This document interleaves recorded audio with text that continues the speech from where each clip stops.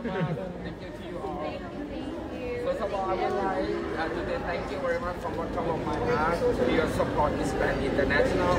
And I bring all your winners coming back now.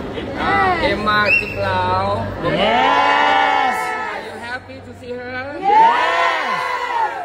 Thank you so much for all of you too.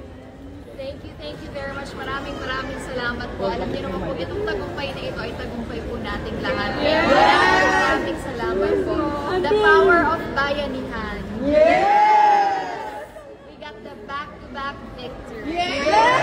Thank you, Emma. Congrats!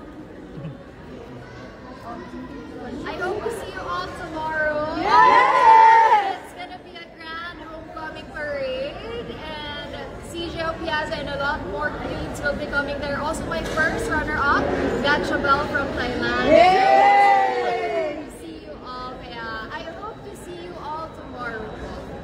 Yes, thank you so much. Thank you. Wait, Tommy, it's you now. Nga mamaya pa ata siyang 4. Wait, Tommy, Taray. You know what? Thank you for the back-to-back. Next year again. Next year again! Papa now! Papa now, what?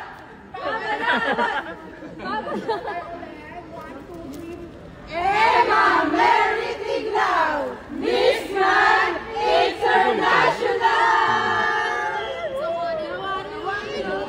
Si Emma naman yung magpasasabi. Emma, is your term Miss Grand International. You're the Ako one. naman? Oo, yes. Na-miss si Bon. Yes. Kasi kayo nanood. Nanonood ka.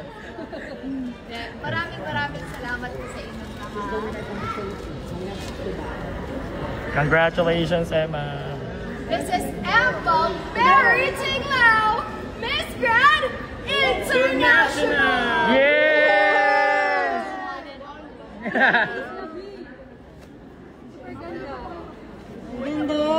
Wow, hindi nagpapakabog ang Pinoy. Yes!